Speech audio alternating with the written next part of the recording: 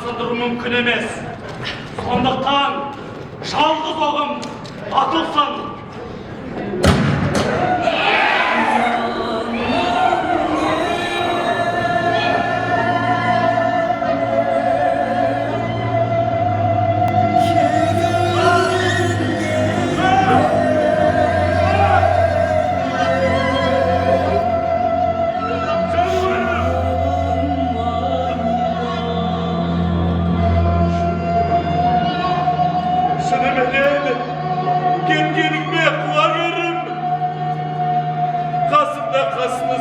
Durar edin, başka kızga vermez canıvarı. Basılar, ölgünümse kaytıp, şerim.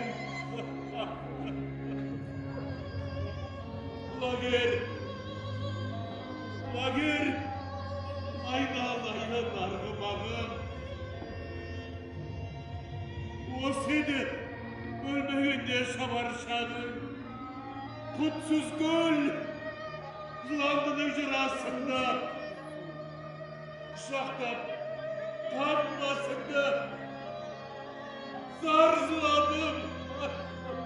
Zaman, kaşanla batıraştıkı, Kulagör, kasakana mert oldu. Alakan sere, alaş, kazakışlar. Халық барда, тарих бар.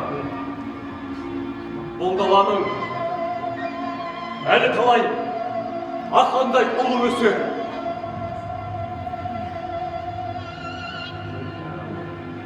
Құлагердей тұлпар туар. Мен қаламмен қашап, өз қолыммен жұртыма жыр жазып кеттім. Жыр қазақтың жаны шам аузында жоқ. Халық барда өнер өлмейді. Қазақ барда құлагер өлмейді.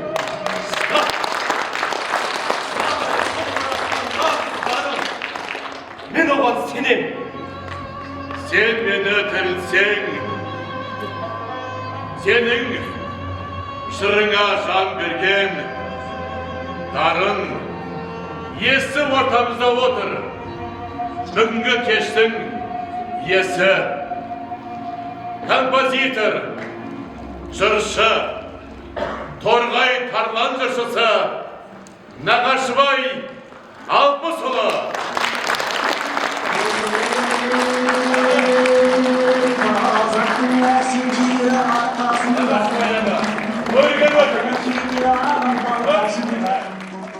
Сырымбет зерендей малайыр таулары жиналған сол арқаның алқасына,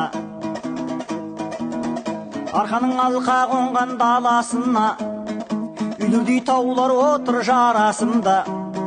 Алқапқа бетеге декейгіз төсеп оранған тау орманның ағашына. Бұлақтың тәттісі де тазасы да, көлдердің кең мөлдері тап осында. Айдыны алашы бар құсты құлар, ауыл малы маса төкілі жағасында. Ауылы Сырымбеттің саласында, ғашық боп ақсұң қардың баласына. Құмар боп жерден жүйрі, көктен құсқа тұтаулар әншір қалғаны арасында. Баршаңызға, сіздердің алдарыңызда өнер көрсеткен Ильяс Омаров атындағы Қостанай облыстық қазақ драма театры және Ақан сері рөлінде Қонысбек Бегайдар, Қазақстанның еңбек сіңірген қайраткері, құрмет және парасат ордендерінің иегері. Рахмет сіздерге. Ой, Құдай-ай, сол Алпысұлы Нағашыбай аға, бүгінгі мерейтойыңыз құтты болсын. Ғұмырыңыз ұзақ болсын. Алла тағала деніңізге тек қана саулық берсін. Құрметті көрермендер, сіздерге мыңда бір рахмет. Мен Нағашыбай ағамды құрметтеп сыйлап келген халайық, ақжаулықты аналар, қара жердің кемесі ағалар, сіздерге де бар жақсылықты тілеймін. Алла бәрітіңе разы болсын. Рахмет. Рахмет сізге. Қайырлы күн, қадірлі көрермен, жыр құлагерінің мерейтойына қош келдіңіздер. Ал, Нағашыбай аға, Бүгінгі толып жатқан 80 жасыңыз құтты болсын. Әлгінде қысқа ғана көріністе көп дүниені меңзеп өтті. 19-20 ғасырда халқымыздың басынан өткен зобалаңдарды санамызда бір тірілтіп көз алдымызға келдік. Қаншама құлагер дарындар жазықсыз жаламен оққа ұшты. Кесапат кезең келмеске кетсін, бүгінгі кешімізге оралайық. Құлақ күйін сосын келтіреміз бе аға? Бәрекелді, сізге домбыраны беретін уақыт келеді. Аға, сізді мынау жыр құлагері деп аталуы бекер емес, сізді халық құлагермен таныды. Әйтсе де құлагердің киносын көрдік, мектеп бағдарламасынан поэманы оқыдық. Құлагердің тарихы баршамызға белгілі. Біз бүгін ол поэмаға тоқталып жатпаймыз. Сол поэма қалай сіз арқылы жарыққа шықты, соның мақамына тоқталсақ деп едік. Өйткені бұл өзі жыршылық өнер деген бір ғажап дүние ғой. Бұл қанмен келетін дүние ме, немесе ізденіспен келетін, оқумен үйренуге болатын дүние ме? Осы мақамды сіз негізін қайдан алдыңыз? Өйткені қазір көп жағдайда осы мақам дүниесі талас тартысқа себеп болып жатады. Бірінші осы құлагер қалай басталды, оның мақамын осы сіз қалай жаңғырттыңыз?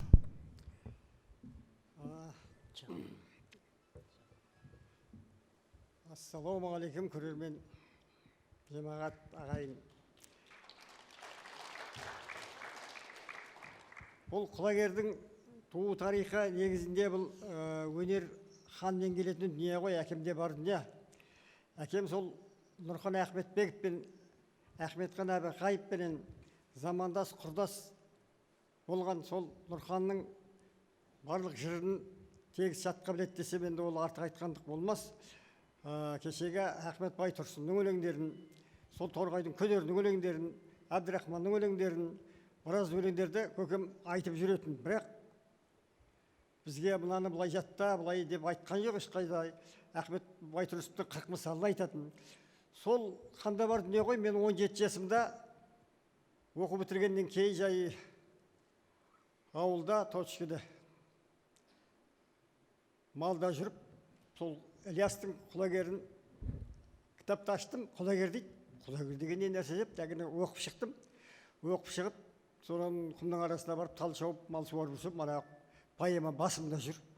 Мен ол маған керек болды деп ойлаған жоқпын. 17 жасымда.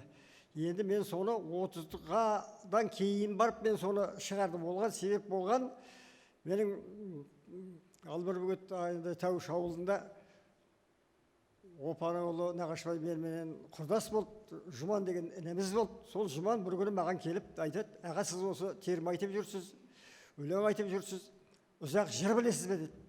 Мен жыр білем, есімсері Нұрхан Ахметбектің есімсерісін білем, Мұхамеджан Сералиннің Жауыр торысын білем. Мен бір кезде мектепте Бейімбет Майлиннің Бай баласы деген поэмасында жаттағам. Одан кейін Байдақ Молдашевтың Көкшағыр поэмасында айттым. Құлагерді білем дедім ғой. Ойбай аға, сіз есімсерді Торғайда Сардан Әбікеев ағамыз айтады. Жауыр торында Көрпебаев Бегал деген кісі Қызыләскерде айтады. Сіз құлагерді шығарыңыз дейді. Мен жыр айтып көрген жоқпын, қалай шығарам десем, болмайды інім. Жоқ, шығарасыз аға, сізден шығады. Содан ағам енді мені кішкене қуаттандырып, өзі енді кешке қарай келеді түнде, ағала бері келіп, жеңгелеп, күлешқа. Содан бір-екі стақан арақ ауыз тигізіп, аға, құлагерді басады. Не керек, бір түн құлагерді айттым. Таңертең ол, мен пленеркеге кеттім, ол өз жұмысына кетті, таң атқанша тыңдады. Содан кейін келесі күн тағы да түнде кетті Жұман терезеге. Аға, кешегі күні жалғастырайық.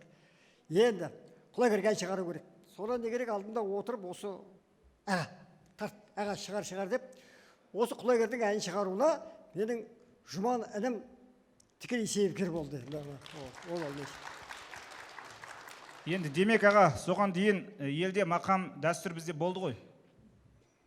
Енді ол, мен айттым, ол жыршылықпен ешқандай айналысқан жоқ. Мен ол кезде Сарданды көргенім жоқ, ешқайсында көргенім жоқ. Мен ауылда жаңағы құрылыста анда шауып кел, мында шауып кел, анда барып кел, соған командировкамен жүрдік қой.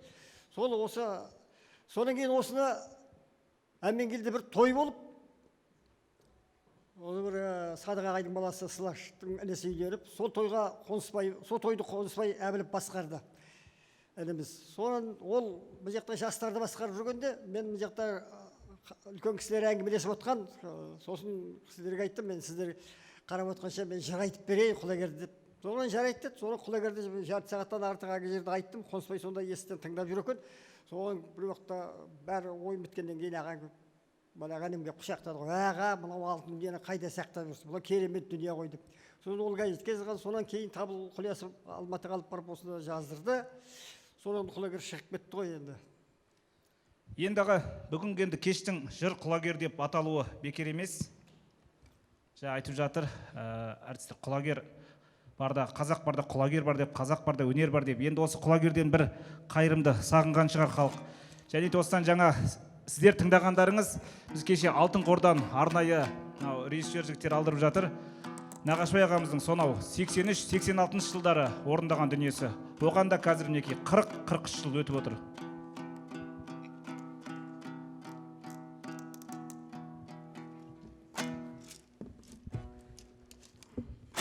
Ал қол шапалақтап құрметтеп отырыңыздар.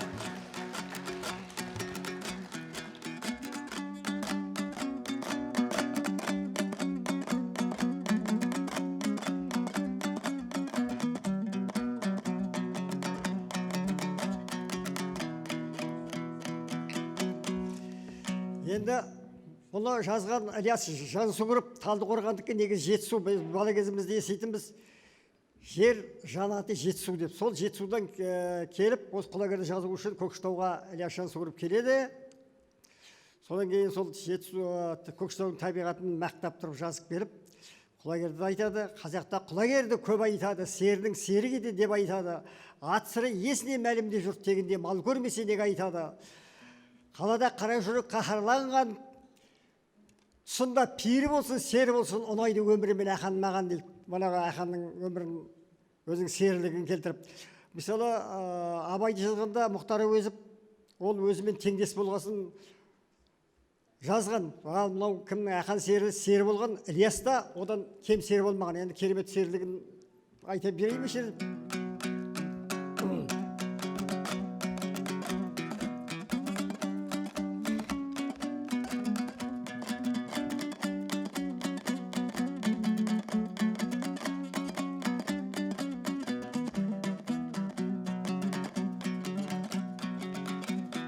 Кісемес ақан түрде билік айтқан, ұрымес ауылы торбы ел шулатқан, молды емес мешіт салып, зекет алып, нәйсін дүниенің бойға жаққан.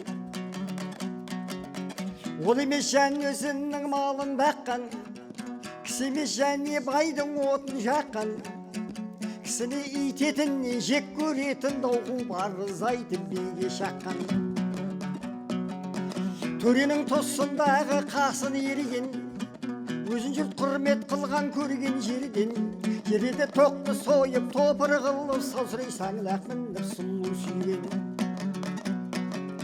Жүргат сонлар саят қыз қырқынмен, өмірді өткізгені жаны өз ырқынмен, өмірдің ащы семес тұщысында қызықтап жегіт ойын қыз күлкінмен.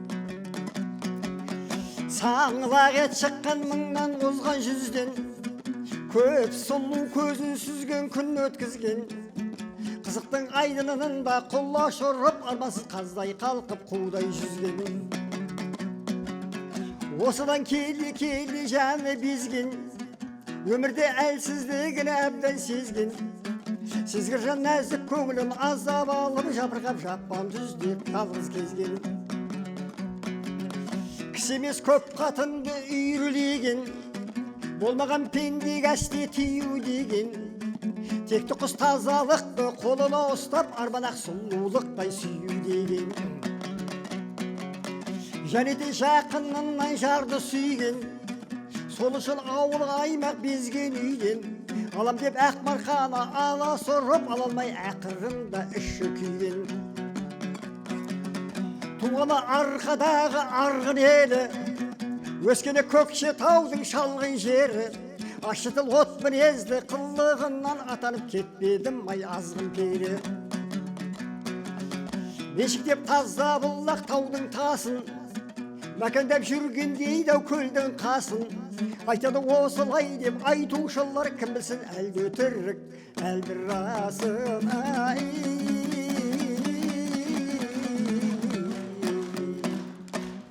Ой, рахмет. Серлігін суреттейді. Енді сіздің таңды таңға қосып талмай жырлайтынды білеміз. Нағашыбайға жаңа ғана сіздің осыдан 40 жыл бұрын таспаға түскен дауысыңызды естідік. 80 жастағы дауысыңызбен аса бір айырмашылық жоқ екен. Шынымен, енді қазақта құлагерден асқан мүмкін жүйріктер көп болған шығар, бірақ құлагердің даңқы мәңгілікке қалды. Ол енді Ақанның әні, Ақанның тағдыры, Ілиястың поэмасы. Поэманы тыңдадық. Енді осы құлагерге арналған Ақан серінің өзінің екі әнін біз білеміз, мүмкін одан да бар шығар. Оның бірі Маң-Маңбер әні. Маң-Маңбер әнін қазір бүкіл әлем айтып жүр десек артық болмас. Жалпы Ақан сері өте бақытты композитор деп айтуға болады. Халық композиторларының ішінде Қара торғайын, Димаштар бүкіл дүние жүзіне танытты. Сол Маң-Маңберді бір тыңдап алайық. Сахнада Ілияс Елубай Өмірзақов атындағы Қостанай облыстық филармониясының солисті, мәдениет саласының үздігі, ерен еңбегі медалінің иегері Талғат Молдағалиұлы балаңыз. Қол шапалақтап қойық.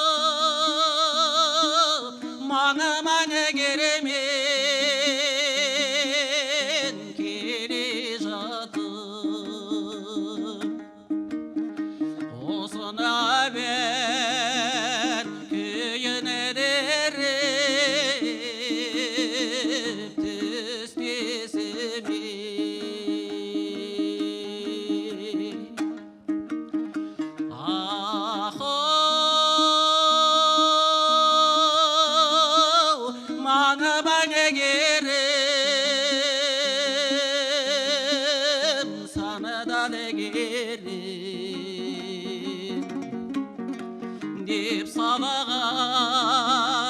осына бенеге яқан серен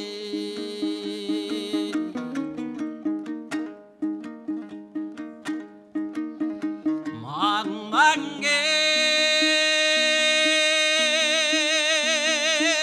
кекіліңе келеді жаның майда балы татыр қосса шекер қағашайға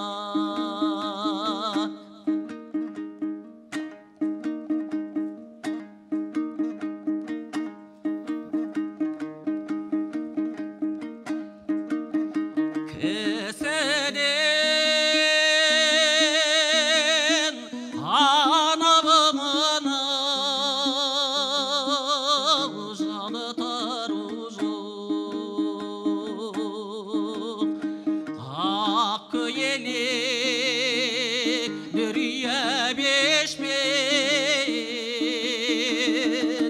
себелем лайда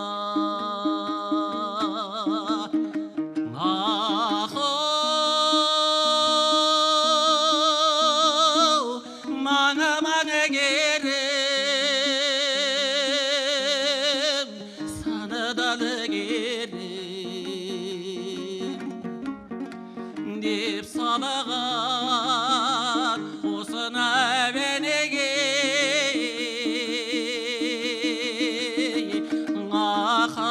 ақан серен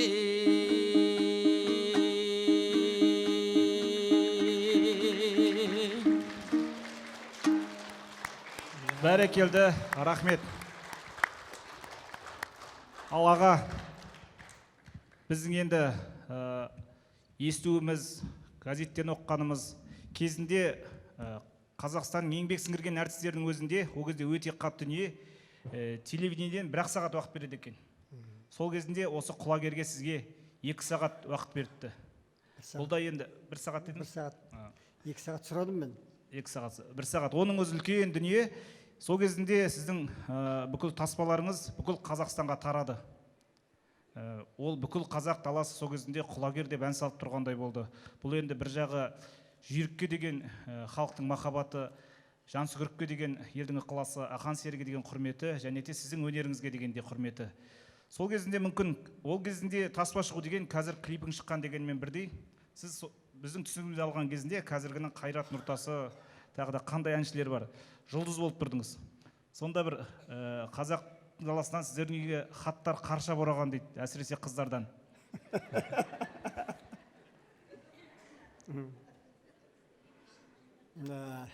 Енді ол рас, енді жалғыз қыздан, келіншектен емес, жігіттерден де хат келді, құттықтау болды.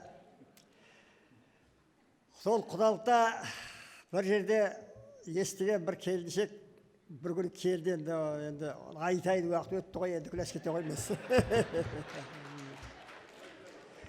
Сол құдағилыққа келіп, соның шай ішіп жатыр, құрметтеп, күләш енді сол дастархан жабдығымен жүр, бір уақытта бір балам жылап, сосын сол баланың жылап атқасын уатайын деп, мен ауыз үйден былай өтіп кеттім, анау сөйлейде отырғандар көріп, әлгі балаға көтеріп тұрғанда, әлгі келіншек деген менің батылдау ғой, жетіп келді, айтты, ал енді мен әдейі сізге келдім,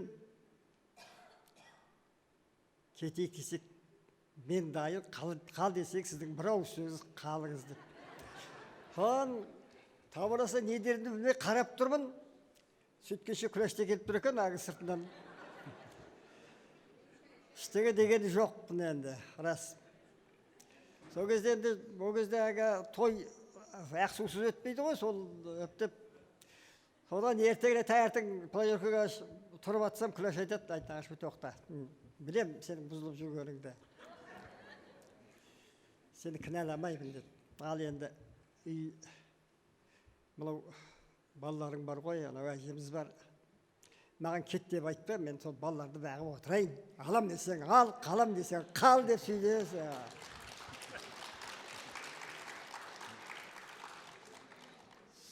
Содан ертеңіне мен командировкаға Қостанайға келдім, бір гостиницада бір үлкен кісіменен болып, енді ол кезде пиво ішеміз, үйтеміз, көңілденіп отқанда әңгімені айтамын ғой, осылай менің келіншегіме солай әңгіме етті.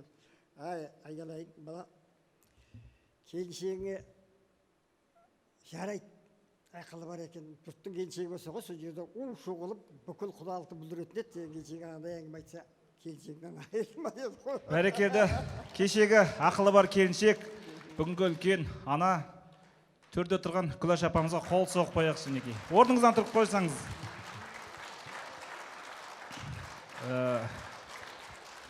Ақан серінің өзі айтып жатыр ғой, маң-маңгерді баптаған қалқатайым деп. Осы сізді баптаған апамыздың еңбегіне өзімізде ризамыз.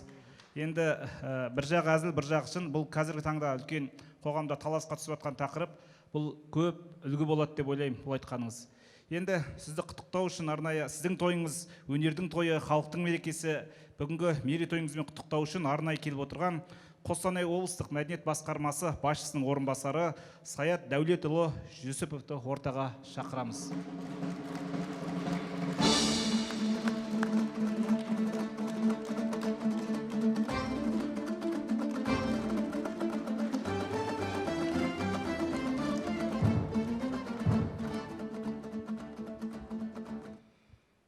Құрметті Нақышбай Алпысұлы, құрметті қонақтар, құрметті өнерсүйер қауым, баршаңызды осы үлкен мерекесімен шын жүректен құттықтаймын. Аға, сізді мерейтойыңызбен шын жүректен құттықтаймын. Сізге тілейтін зор денсаулық, бақыт, апамызбен бірге кәртайып жүз жасаңыз, ұрпақтарыңыздың, жақындарыңыздың жақсылығын көріңіз. Әрқашанда аман болыңыз аға. Енді рұқсат берсеңіз, Қостанай облысы әкімінің атынан құттықтау сөзін оқиын.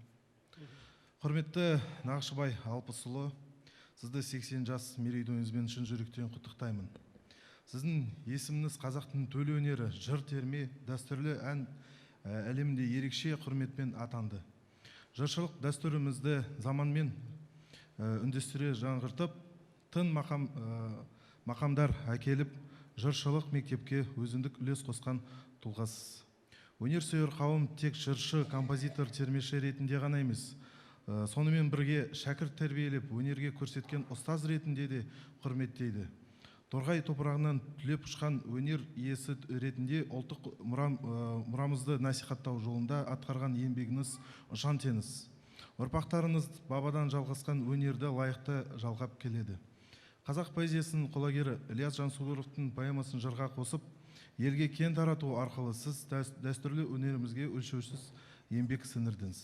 Сізге зор денсаулық, шалқар шабыт, отбасыңызға амандық, өнеріңізге береке тілейміз. Жасай беріңіз жыл құлагері. Құрметпен Қостанай облысының әкімі Құмар Ыргебайұлы Ақсақалов. Бәрекелді, ақсақалдарымызды ардақтап жатқан облыс әкімінде Ақсақал мырзаға да алғысымыз шексіз.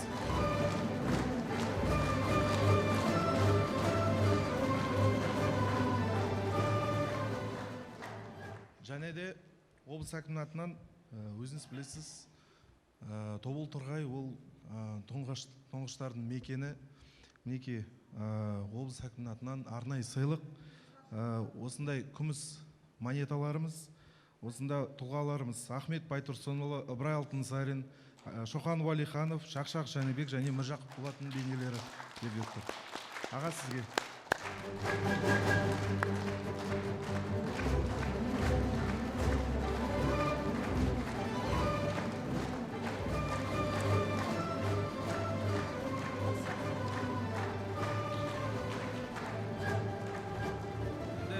Жеңгемізге мынандай гүліміз бар. Не үшін беріліп жатқанын біліп отырсыз ғой енді. Кезінде сізді сол жағаңыздан алмай түсіністікпен танысқан үшін. Осы жерге шейін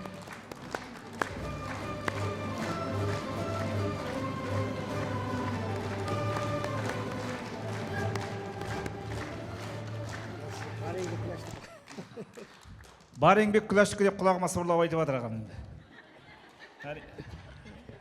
Рахмет. Ал енді аға, сіз есім серіні көп жырладыңыз.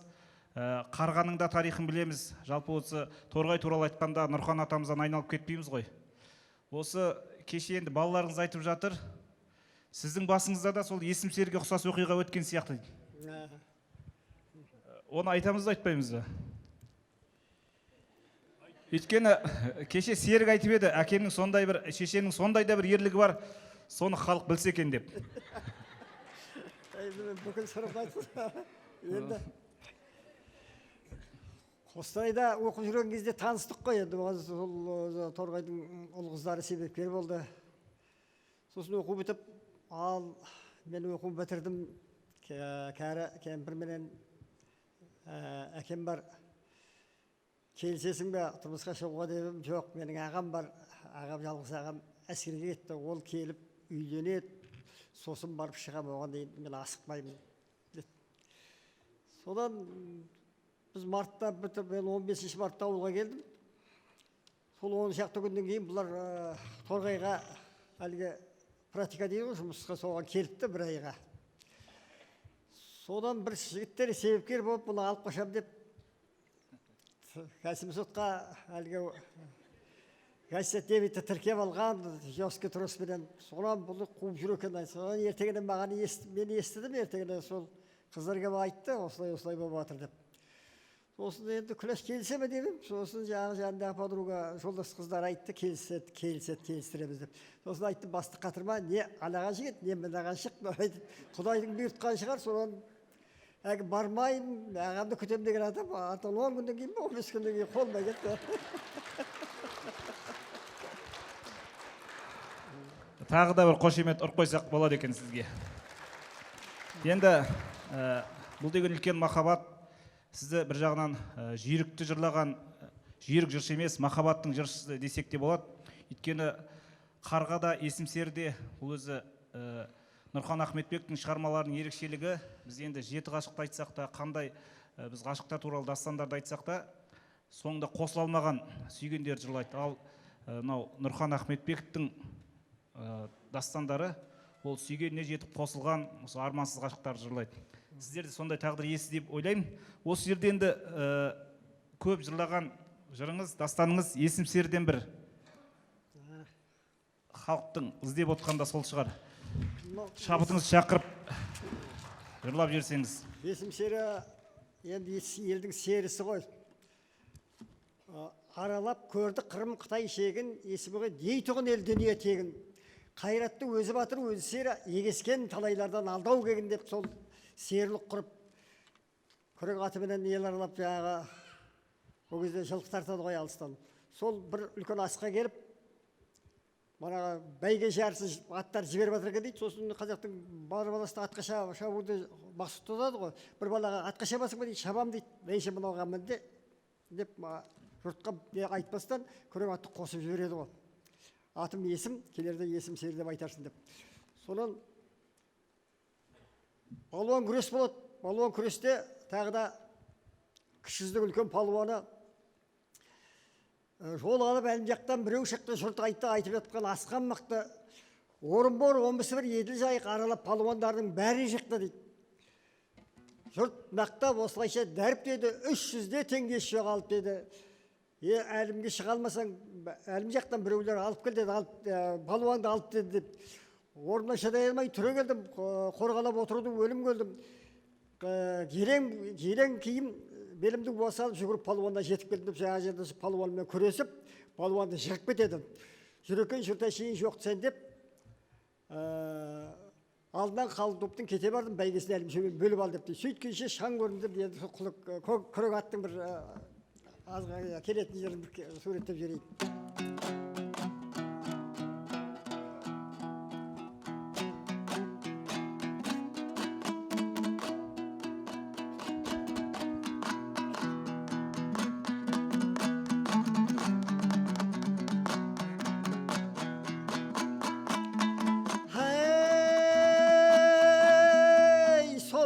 Шаң көрінді ау қоңырдың, халықтың хабары жоқ хан көрінген.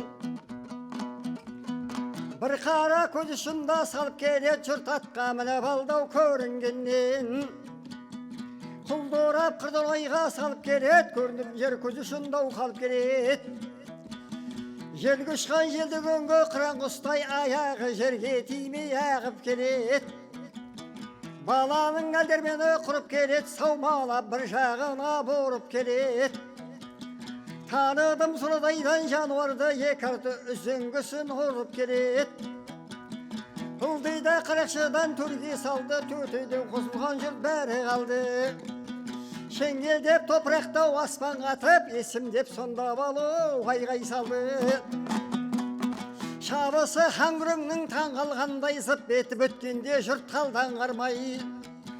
Үстінен ұшқан көбік жел дүгінгі бейне бір дауылдатып жауған қардай. Кездерім сүргізген соң тергепті, күреңге шыбырған жұрт еріп кетті. Болғанда сүт пісірім уақытта қалғана тырағайлап зорға жетті.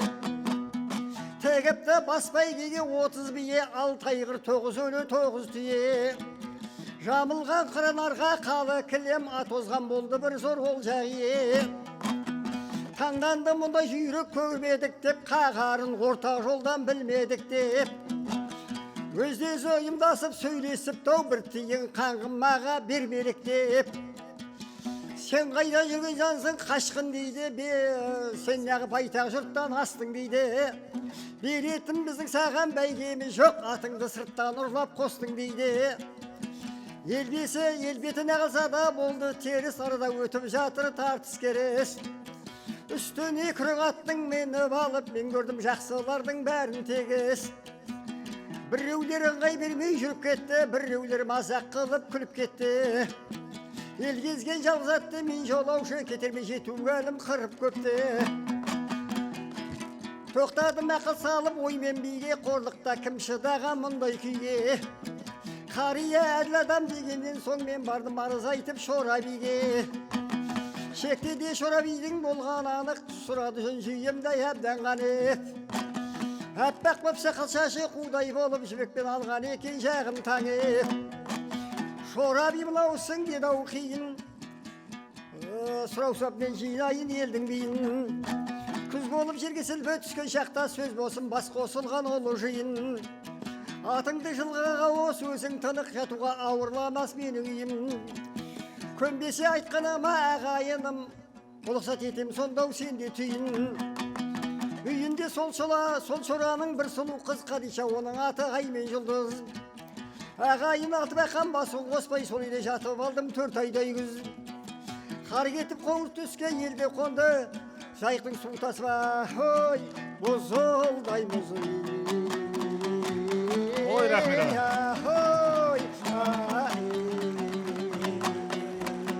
Ой, рахмет аға.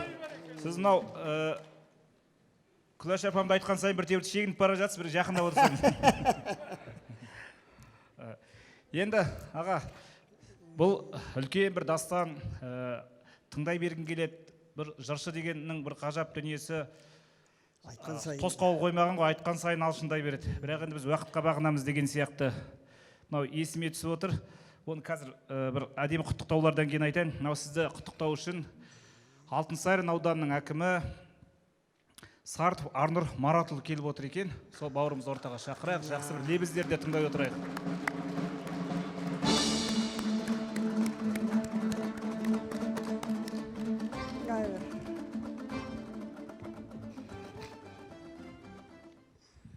Құрметті Нағашыбай ата, құрметті жерлестер, бүгін Тобыл Торғай өңірінде танымал жыршының, атақты термешінің, Нағашыбай атаның мерейтойыңыз құтты болсын. Ата, сізге тілейтінін жүзге жасаңыз, ата. Бар жасықты сізге тілейміз. Еліміз саман, жұртыңыз тыныш болсын. Бәрекелді. Біздің Қостанай қарияларға жүзге толу таңсық болмай қалды. Жақында Қасымхан атамыз оны бастап беріп көрсетті. Жолы жұғысты болсын.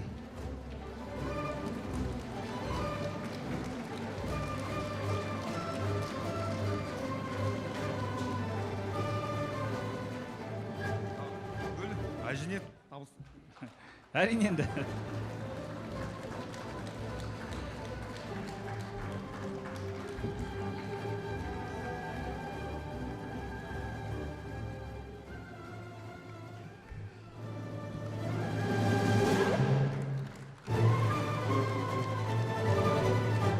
Ал, Нағашыбайға Енді әңгіме тарқатып отырайық.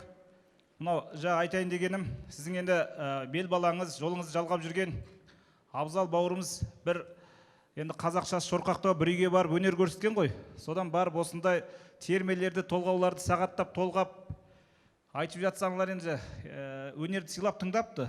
Сол келесі күні сұрайтын көрінеді, кешегі жыршы қалай десе, көп өлең айтады екен деп.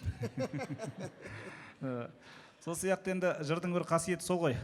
Біздің тарихымыз жырмен жеткен, ғасырдан ғасырға құйма құлақ осы өздеріңіз сияқты өнер иелері арқылы жетті. Енді сіздің жыршы ретінде танылдыңыз, содан кейін композиторлық қырыңыз пайда болды. Ол қалай, мысалы, қандай әндермен бірінші бастадыңыз?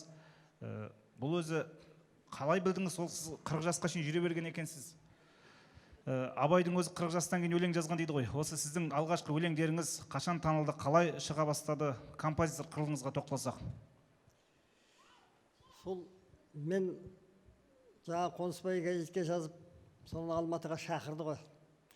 Соны Табыл Құлияс деген сөз жазушыны білетін шығарсыз, сатирик.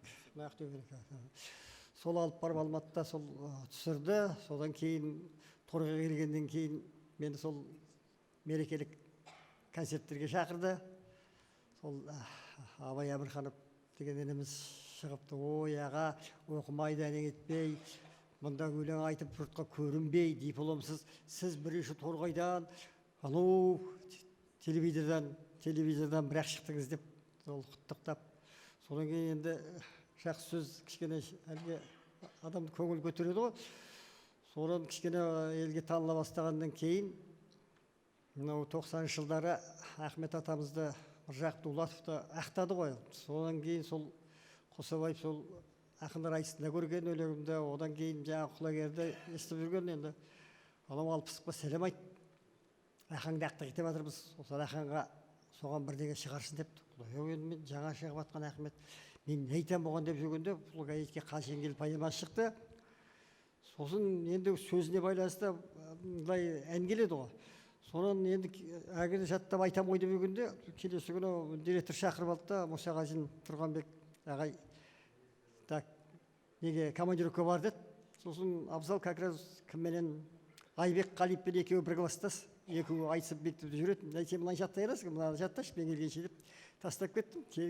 Мен ән ана жақтан шығарып келейін деп. Сосын әнін шығарып келіп келгеннен кейін әгіні айттым. Мына жаттап алған сұрағазы әлгі өлеңді Бірінші халыққа шығарған Абзал болды ғой. Иә, бірінші сол. Бұған тоқталамыз аға. Бұл арнайы тақырып болып келеді. Енді сол сіздің тойыңа деген Ілияс Жансүгіровтің әнін әкеліп отырған сол балаңыз Абзалды бір тыңдап алайық. Абзал Алпыс Нағашыбайұлы.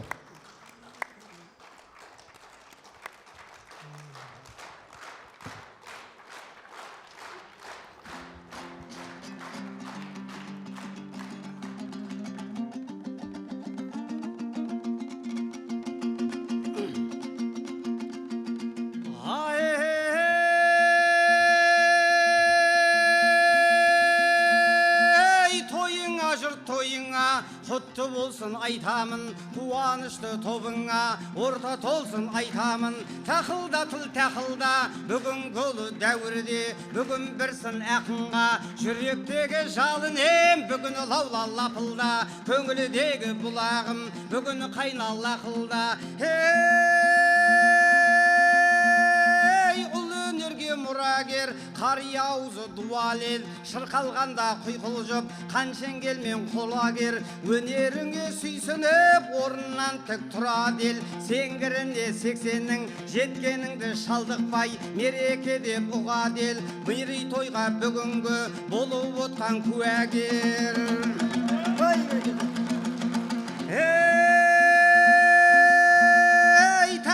Тіл тақылда тайпалатын жұрт сүйін, текіректеу мақылма, көгергенде сардала, гүл біткенде тақырға, бүгін салған бұл әнім жетсін алы жақынға, құтты болсын айтамен, тойыңа жұрт тойыңа құтты болсын айтамен,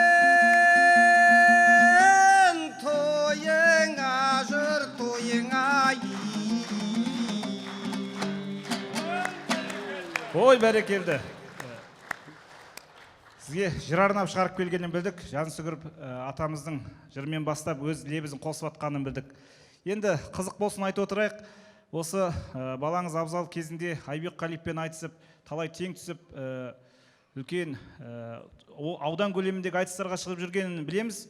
Сол аудандық айтыста Қызбел ауылынан келген бір қыз бала Мыржақып Дулатовтың ұрпағы едім деп сөйтіп айтып жатса, мына жақтан абзалда шығыпты, Нағашыбай Алпыстың ұрпағы едім деп.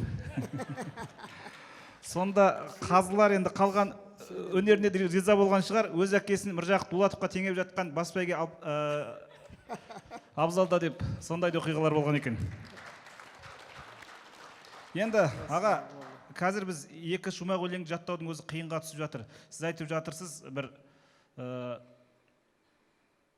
бір құлагерді 280 шумақ болу керек, е? 630 ауыз, е.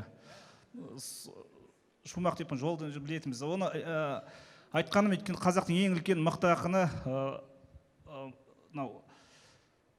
сол айтасыз, мен соны екі шумағын жатқа білген бегенде бәрі таңғалған. Енді ол сіздің осы жарайды бір құлагерден осындай. Тағы да қанша дастандарды білесіз? Сіздің білетін дүниеңізді жобалап қанша шумақ білесіз? Мен жаңа шумағын білгенде қанша дастан білесіз? мен жаңа енді құлагер поэмасын айттым ғой. Одан кейін есім серіні білемін. Мұхамеджан Шералиннің Жауыр торы поэмасын білемін. Сосын Байдақ Молдашевтың Көк шағыр деген поэмасын білемін. Оны айттым, мен телевизордан естігенде шығарсыздар.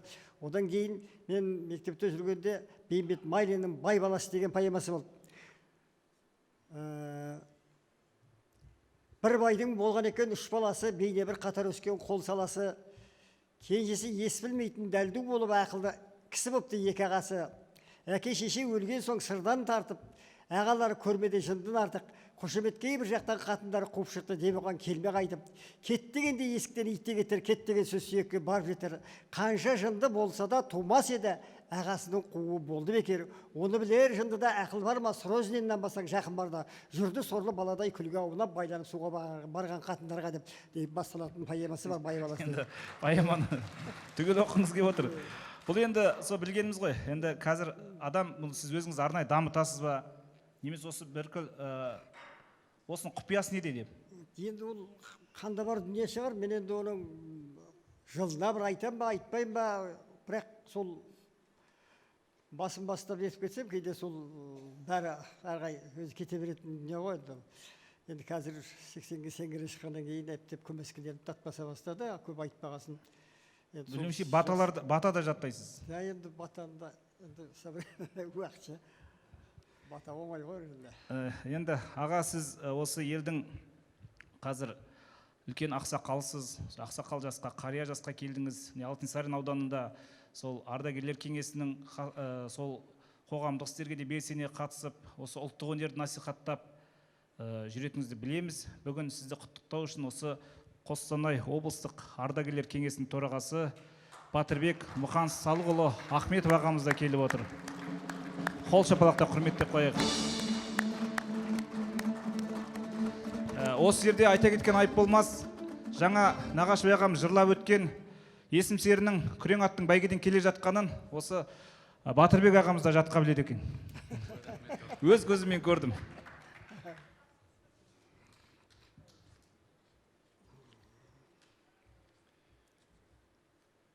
Құрметті Нағашыбай Алпысұлы, құрметті жиналған ағайын, қадірлі қонақтар, өнер сүйер қауым. Бүгін біз қазақтың жыршылық, термешілік өнерін өмірлік мұрат еткен, руханияттың асыл қазынасын ұрпаққа аманаттап келе жатқан ардақты тұлға жыршы, термеші, Батагөй қария, Алтынсарин аудандық ардагерлер ұйымының беделді мүшесі Нағашыбай Алпысовтың 80 жылдық мерейтойына арналған шығармашылық кестісте бас қосып отырмыз. Бұл мерейлі сәт тек бір адамның ғана емес, тұтас бір ұрпақтың еңбегі мен елге сіңірген қызметінің мерекесі. Нағашыбай Алпысұлы өз өмірін елге арнаған, халқының сөз өнерін биікке көтеріп, жыр мен термені ұрпақ санасына сіңірген дара тұлға. Сіздің өмір жолыңыз өнегеге толы еңбек пен өнердің шежіресі, халыққа жыр мен термені өзіңіздің жүрегіңізбен жеткізіп, рухани өмірлерін байыттыңыз. Сіз орындаған әрбір терме мен жыр ел тарихының, қазақы болмыстың, рухтың айғағы. Бүгінде сіз тек өнер адам ғана емес, елдің сөзін сөйлейтін, ақ батасын беретін, ізгілік пен бірліктің жаршысы атанған батагөй қариясыз. Өз ісіңізбен, ақылыңызбен, сабырыңызбен аудандағы жастарға үлгі, үлкенге тірек, кішіге қамқор болып келесіз. Алтынсарин аудандық ардагерлер ұйымы сіздің белсенді еңбегіңізді, ұйымыз сіңірген зор үлесіңізді ерекше құрметтейді. Сіз әрдайым қоғамдық істердің бел ортасында жүріп, ел ішінде сыйлы, қадірлі тұлға атандыңыз. Құрметті Нағашыбай Алпысұлы, сізге зор денсаулық, ұзақ ғұмыр, отбасыңызға амандық тілеймін. Жыр дарынының сарқылмай, тыңдаушымыз көбейе берсін. Ардагерлер өміріңіз мәнді мағыналы болып, елдің алғысы мен құрметіне бөліне беріңіз. Мерейтойыңыз құтты болсын. Сіздің өнегеңіз ұрпаққа үлгі, сөзіңіз рухтың қуаты, жырыңыз елдің мұрасы. Қашанда мерейлі үстем, көңіліңіз шат, ғұмырыңыз ұзақ болсын.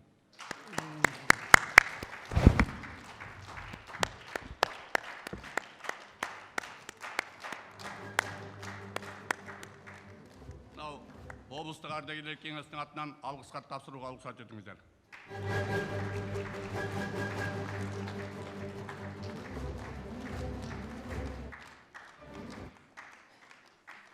Бүгінгі кештен есте қалсын деп, иығыңызға қазіргі заманауи шапан жауып,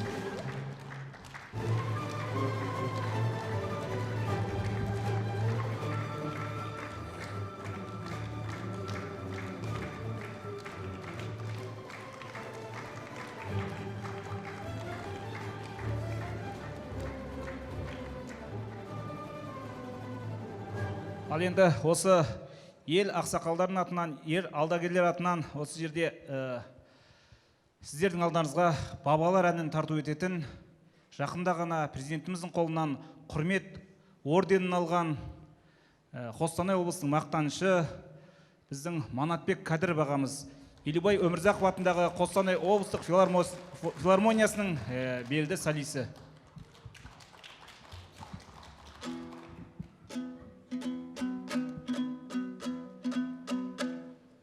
Құрметті Нағашыбай аға, сіздің пейнетіңізден аулақ қылып, зейнетіңізбен жасыңызды бізге бере берсін.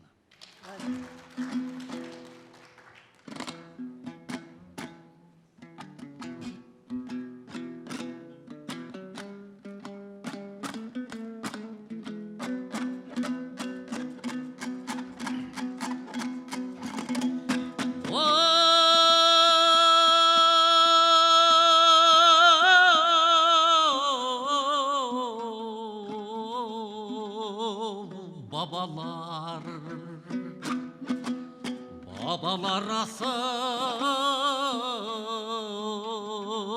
danalar,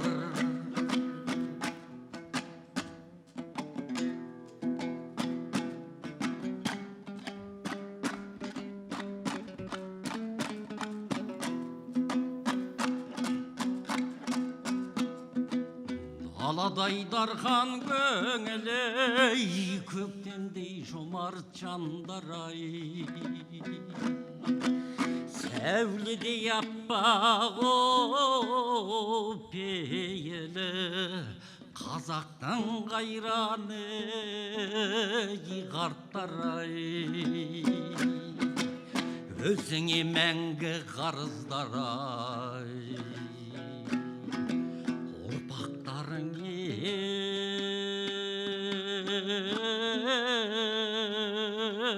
Арттағы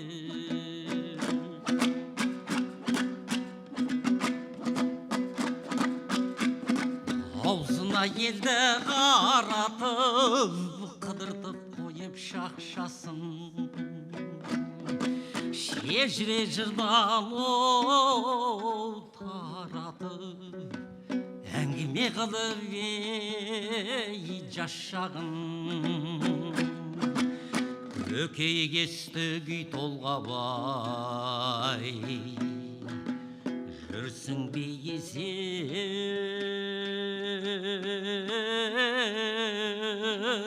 қарттарым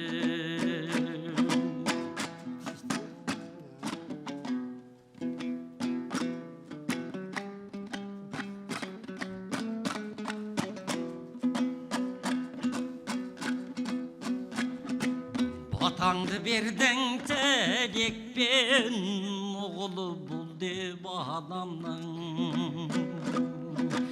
ізгілік жолын үйреттің атасы болдың ей баламының ақсақалдар қазақтың ай асқар таулар ей даламының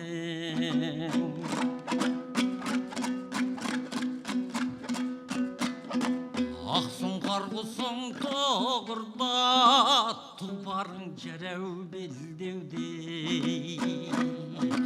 сал домбыраң қолыңда жыр шулап кәрі кеудеңде даламның дархан қарттарай алыстап кеттің там неге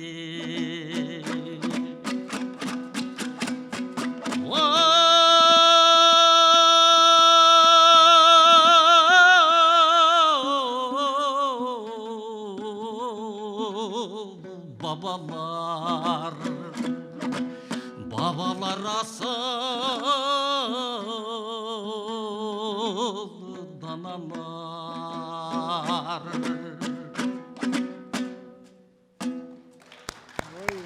Ой, рахмет. Сіздердің алдарыңызда өнер көрсеткен мәдениет саласының үздігі Манатбек Кәдіров. Енді, аға, сіздің енді өзіңіз айтып жатсыз ғой, жастық жағыңызда талмай жырлап үйренгенсіз. Бүгін келіп сізді тағы бір өнеріңізді көрсек, өйткені өзіңіз бір анау кезінде шын жүйріктер, қызба жүйріктер жақын жерге шапса құлақ шашылмай қалады дейді ғой. Сіз енді бүгін тағы да бір қолтығын сөгітіп көрсеңіз. Өйткені мына жерде көрермен Нағашыбай ағам 80 жасқа келіп шамалап қалыпты демесін. Мынау айтып отыр ғой, құлагер деп ақан серінен осы құлагер арқылы тарихқа атығап отыр ғой. Бұл құлагердің тарихқа атығының себебі басталда әңгіменің бұлай басы болдыған 70-80 жыл шамасы арқада ерейменді мәкандаған керейді сағынайдың болып тасы. Әппақ боп қудай болып сақал шашы қалтылдап жынданғандай қол басы сағынай саптаяққа сыйбөлді тоқпақтай 94-ке келіп жасы деп сол асқа 300-дің атақты байларын шақырып алып Ақ-Ордада күтіп атқанда Ақан сері келген. Ол Ақан серіні қабылдамағаннан кейін Қараша үйлерге барып, домбырасы қасында Ақан өлең айтады. Сол жерде жұрттың қошеметіне бөленіп отқанда халық айтады ғой, ой, 300-дің басы қосқан осы үлкен аста құлагердің озып келуіне біз тілектеспіз деп. Сонда соны былай деп суреттейді. Сол екеуінің Батырашпен екеуінің айтысын айтып берейін.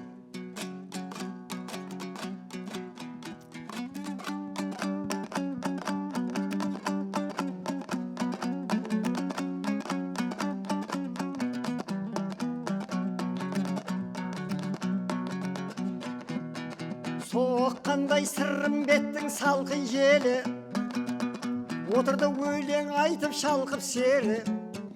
Ән тоқтап Ақан сөзге айналғанда ауысты жұртаңызды құлагерге. Қуандық мына сіздің ат келгенге, құланы даңқы шыққан ат келгенге. Атыңыз бұрын кездеспеген шығар, Алтайда алғы жүйрік көкпененге. Көктігін көптің алдын бермей-ақ тұр, өзге мал одан озып келмей-ақ тұр. Шаптырмай жиын сайын бәйге сұрап, бәқталай Батырашта өрлеп-ақ тұр. ат шапса ішімізде сыртымызда, көктеген жеткізбей тұр жылқымызға. Баспайге батыр аштың сыбағасы, дептегіз қойды қарым жұртымызда. Алып жүр аруақсыз да, құдайсыз да, құланың бәқтін сізде сынайсыз да. Естуші құлагердің көптен даңқын, құдайдан көгөз бауын сұрайсыз да.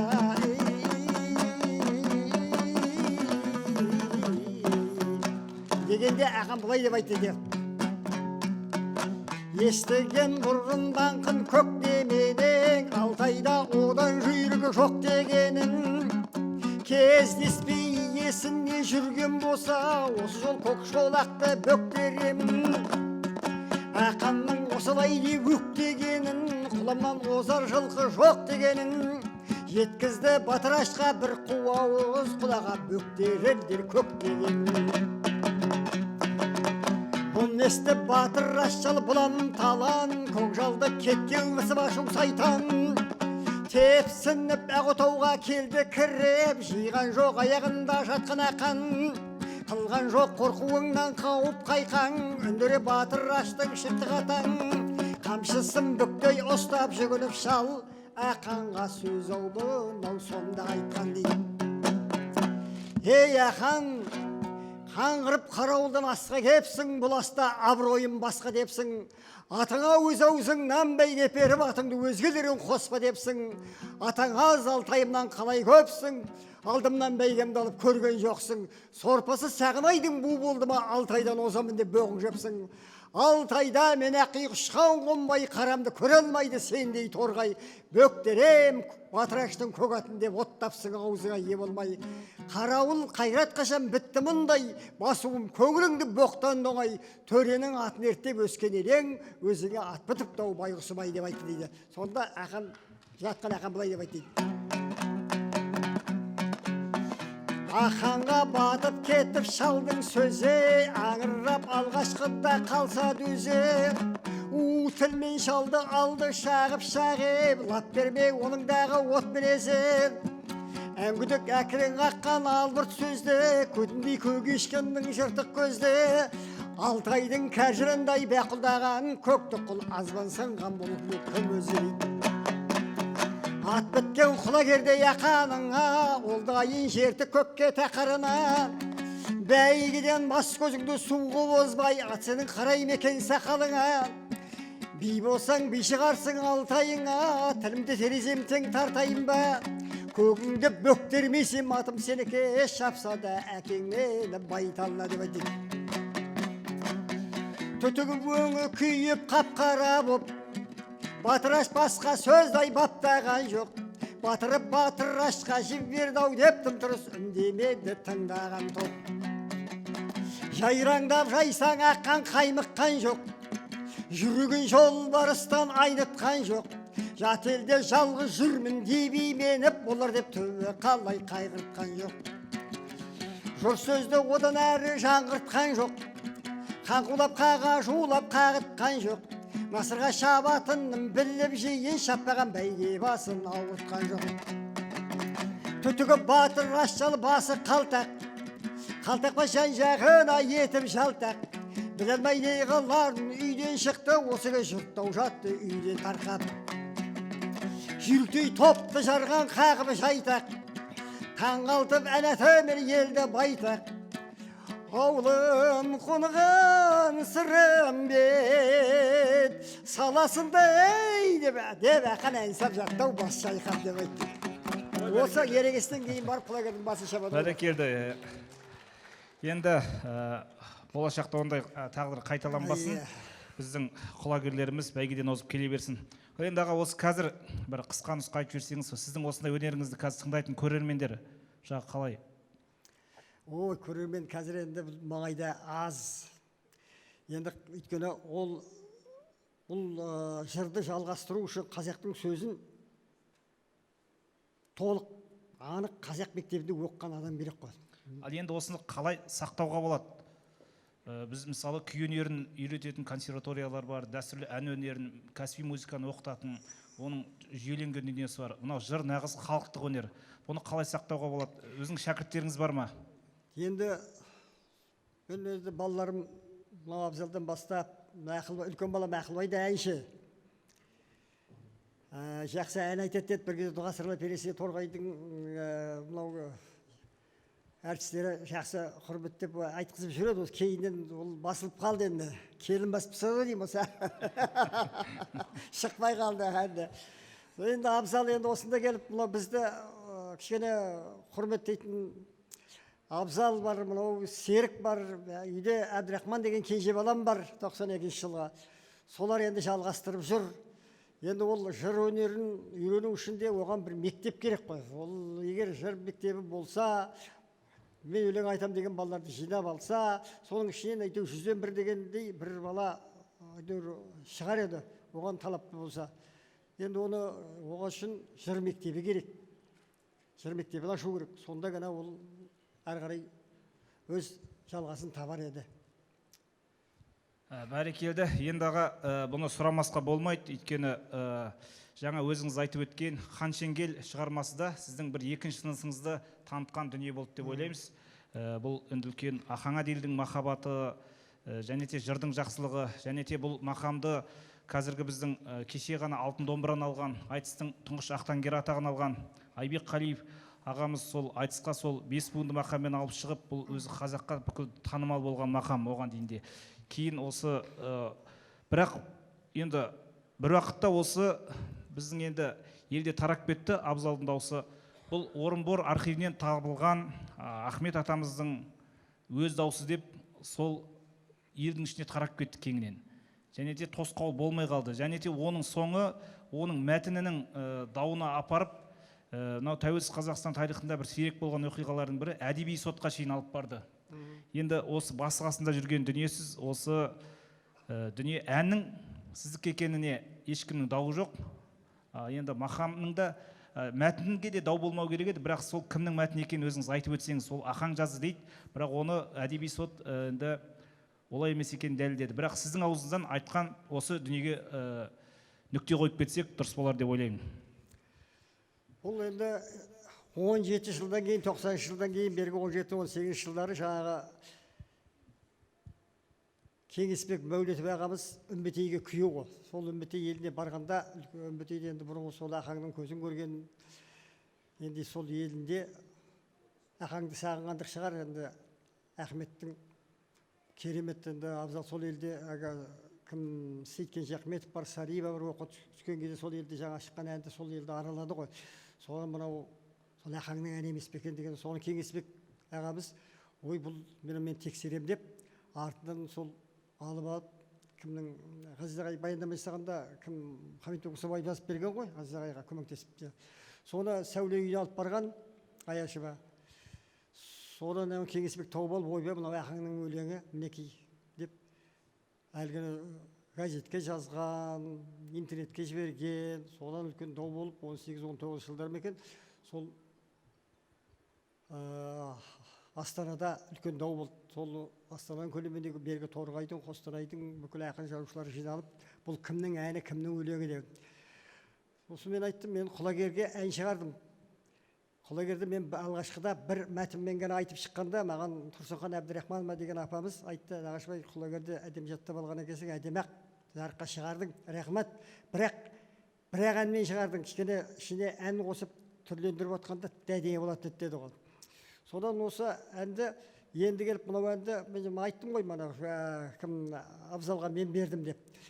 Содан кейін үлкен дау болып, сол Хамитбек айтты, Кеңесбек айтты, сол жерде де Айбек інім қасымда отырды. Айбек айтты, бұл әнді баяғы мектепте жүргенде мына кісі айтқан, абзал айтқан, мен сол әнменен Айбек айтысқа да қосты оны әнде, осы әнде.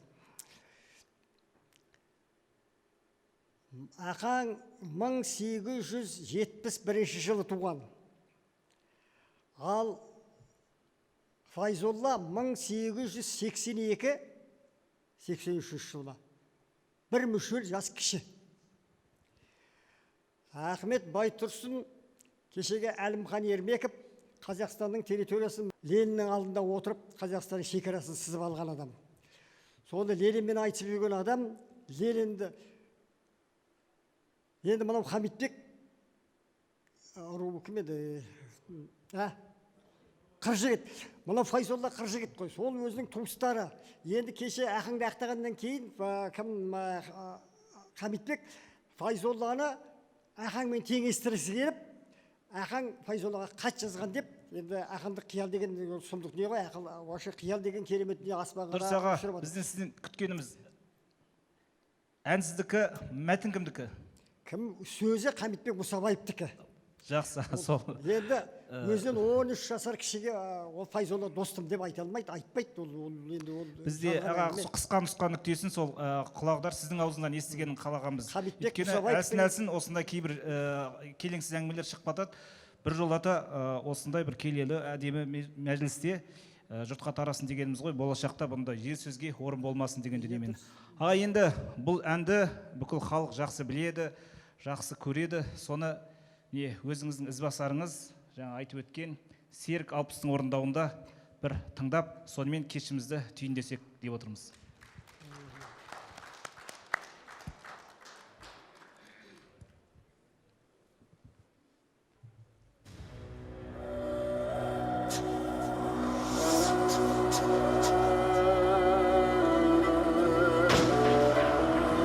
Тән көмілер, көмілмес еткен ісім. Ойлайтындар мен емес бір күн кісін. Жұрт ұқпасын жабықпаймын. Ел бүгін шөл, менікі ертең үшін.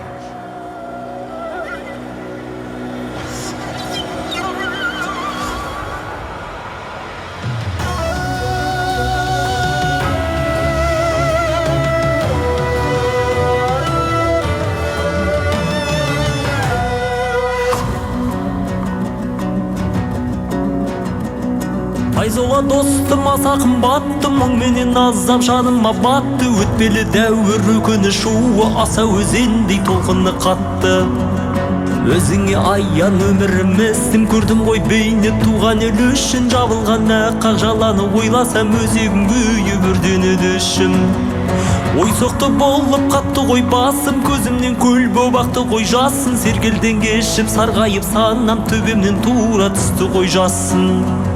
Көбейген шақта сақалдың ағы кетті ғой тайып, ағаның бағы темір құрсаулы түрмеге мындау 4-ші рет мен қамалдым тағы.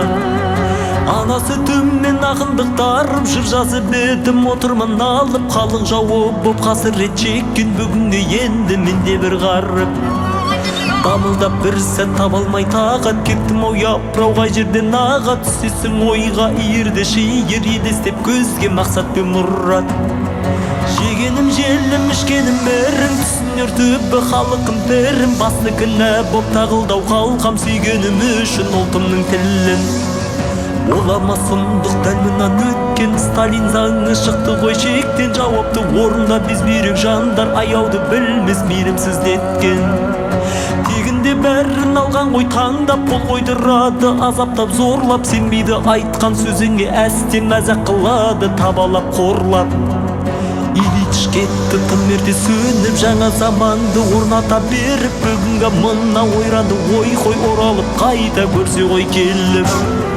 Көрсе ғой шіркін елештің өзі, тартылар еді әрісің тезі. Тұнжырап туған мұртты көсем қылды ғой әбден халықты мезі. Серпіліп сонда ашылар тұман, тыйылар жөнсіз күдік пен күмән. Кесапат күндер келмеске кетіп туады анық нұрлы бір заман. Жасымда мынау 60-тан асқан, нұртайып беттен ажарым қашқан. Отырмын меңзең ғайыпқа батып, туған халқыма атанып дұшпан. Сырғырап жантан сыздайды жүрек, еленбей әсте ел кеткен еңбек. Еңсеңді басып есіңді алған, ашылар қашан бұл қара түнек.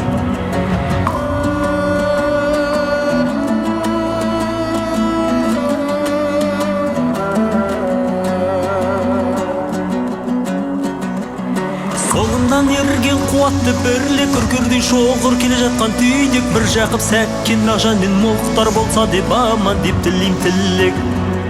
Атырам таңды, батырам күнді, бар шығар жандар менен де мұңды. Қаншама азап берсе де жанға мойындамадым тағылған мінді.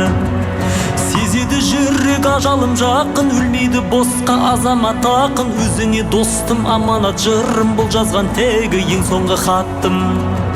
Отанға сенем, халқыма сенем, айтыңдар менен ұрпаққа сәлем. Жеткіздер түбі еліме байтақ атымды менің ақсұңқар өлең. Ауыздар ұрпақ алмасар жылдар, уақытпен біздің жалғасар жылдар. Жояр ма құнын ел кеткен еңбек, егерде ұрпақ табылса құндар. Кымбаған бір сәт сүюден халқын, Сәдуа Қасым, Смағұл марқұм, Голощекин мен Сталин бізді тұйыққа тіреп өтті ғой әр күн. Оғама айтшы ғалымды надан, қажытты бізді қаншенгел заман. Затырмын тіліп бейімбет Сәкен, Мағжан мен Мұхтар болса деп аман. Шәкәрім ағам Жүсіпбек інім, біреуі айым біреуі күнім секілді еді, опат боп кетті сүюден тынбай халқым мен елін. Ұстаймын мен де солардың жолын, апат пен ажал оғым мен солым. Қатем болса егер кешіре көрелім, менің де енді күткенім өлім. Өлсем де шіркін алаш деп өлім, қойнына жердің алаш деп енем. Менің жыл бәлкім бір ғасыр өтер, алдыңа сонда алаш деп келем. Сағынтым мені сүйіктің мекен, түсіме кірді апам мен көкем. 18 жылға сотталған еді, патшаға қарсы күрескен әкем. Мерзімін өтеп қайтқанда елге, қарсы алдық шығып жазира белге. Ақ көлім саған жеттін бе шын деп, топырақты сүйді ау жатағап жерге. Мені де шырмап сағыныш сондай, ақ көлді ойлап құмарым қанбай. Отырмын достым ертеңгі маған сыйлайды екен тағдырды қандай. Ақ көлде шіркін көзімді жұмсам, бір төмбешік бұл сол жерде қалсам. Арманым жоқ қой қабірім сонда, аймалап тұрсам айғара жусам.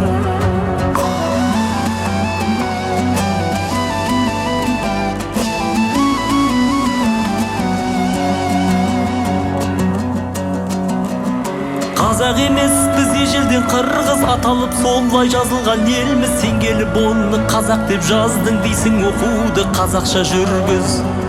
Халықпыз күншіл бірлігі осал, білімсіз ойсыз тірлігі нашар. Ұру боп шуылдап жүрміз, ұлт болмасақ біз береке қашар. Ойладың жаулық сәбетке әр күн, мысалдар жазып дүркінде дүркін. Әліппе жасап тіл құрал қылдың, зорлап кіргізіп арабтың қарпын. Бітеді ертең дәмменен тұзың, бүгіннен бастап тірліктен безің. Орысқа үйлендің себебін айтсақ, жек көресің сен қазақтың қызын. Өтірік деп айтшы осының бәрі, болмайды енді қулығың дәрі. Халық жауысың, бетін бояған, өмір сүрмейсің сен мұнан әрі. Осылай деп бір қанқұйлы қазақ, басыма менің түндірді тозақ. Дедім мен оған білгеніңді істе, сендерге енді бола алман мазақ. Сүрді қой өмір қолайсыз шақта, тасталдық жанған қып-қызыл шоққа. Бір кезде саған аманат қылған, мұрамды жеткіз келер ұрпаққа. Сенемін достым өлгенмен өзім, ұрпаққа жетті бөлмейді сөзім. Ақиқат таңы атады анық, осыған менің жетеді көзім. Ақиқат таңы атады анық, осыған менің жетеді көзім.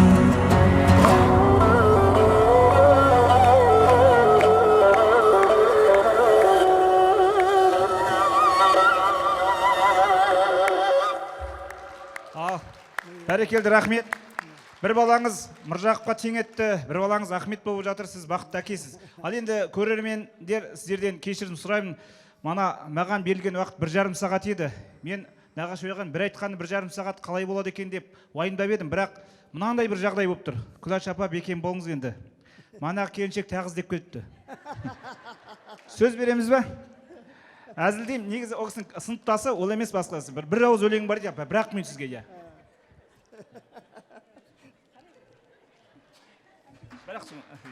негізі қалтасына салып берсеңіз де болады. Құрметті мынау Нағашыбай Алпысовтың шығармашылық кешіне жиналған ағайын. Нағашыбай бізге күйеу болады, біз Күләштің класстастарымыз. Осы арада қаншама класстастар отыр, тойға келіп, жан жақтан жиналған. Енді осы шығармашылық кешке келіп, бір-екі ауыз не айтуға рұқсат беріңіздер енді. Мен торғайдың қызымын жалындаған, аузынан лағыл маржан арындаған, 40 жыл ұстаздықтан кәсіп еттім, қолынан қаламы еш алынбаған, қыз едім қонысбаймен серіктің ізін басқан, кезім жоқ ешқашанда асып тасқан, бағасын халық өзі беріп келет, атандым ақын қыз бала жастан, Нағашыбай алпысып күйеу бала, 80 жасқа толып отыр биыл ғана, шығармашылық кешін өткізуде естелік боп қалсын деп ұрпақтарға, өнерлі жанұяның кеші бұл, тектілердің өнегелі ісі бұл, тоқтамасын ешқашанда жыр кеші, өйткені артында абзал мен серік тұр, тасқындасын шабыт келіп ойына, ұрпақтардың орын тепсін бойында, немере мен шөберелер жалғасын, әкесінің жыраулығын соңында, өнеріңмен өркендей бер өз басың, әрқашанда аман болсын отбасың. Тойың тойға ұласып әрдайым, шапағатты өмірге шын балаларың, жүзге дейін шалқар шабыт шалқысын, ел жұртыңа құрметтісің, тәнтісің, денсаулықпен бірге жаса, күләшпен, махаббатпен көңіл күйің балқысын. Рахмет тыңдағандарыңызға. Зор денсаулық, мол бақыт тілеймін. Той рахмет, әмин айтқаныңыз келсін. Ал құрметті ағайындар, Нағашыбайға бір жол сізбен үлкен сапарлас болдық, Алматыға бардық.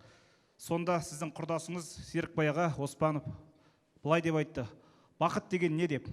Әркім әртүрлі жауап берді. Сонда бақыт, сен бақыттысың, өйткені бақыт деген балаң ізіңді жалғаса деп. Не? Жолыңыз жалғайтын балаңыз бар. Сол балаларыңызбен бірге ұлтымыздың өнер өнмесін, жалғаса берсін. Тойыңыз құтты болсын, ұрпағыңыз да ұлт өнерде мәңгі жасасын. Баршаңызға алғысымыз шексіз. Рахмет айтамыз.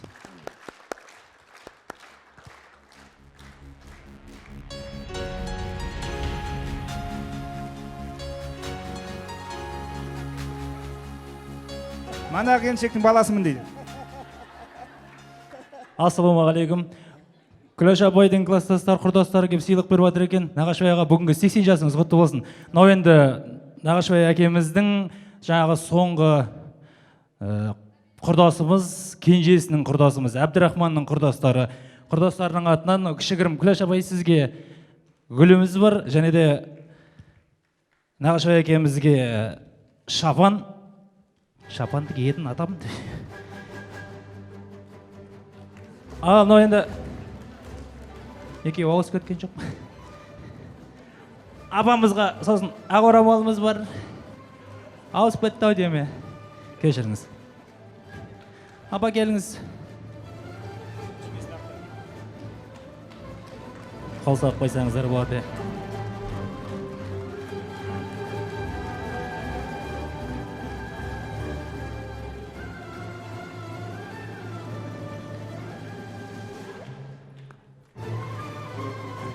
Тойларыңыз құтты болсын.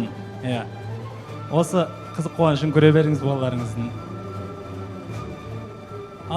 Мынау кішігірім тойларыңызға азғантай шашуымыз, мынау кішігірім ақ орамал. Той құтты болсын. 100 жасаңыздар, аман болыңыздар. Баршаңызға рахмет. Бәрекелді. Баршамызда осы қарияларымызды құрметтеп, ақсақалдарымызды ардақтап, жақсы тойда кездесе берейік. Биыл Қасымхан Алдаберген атамыздың жолын сізге берсін, 100 жасыңызда жолғайық.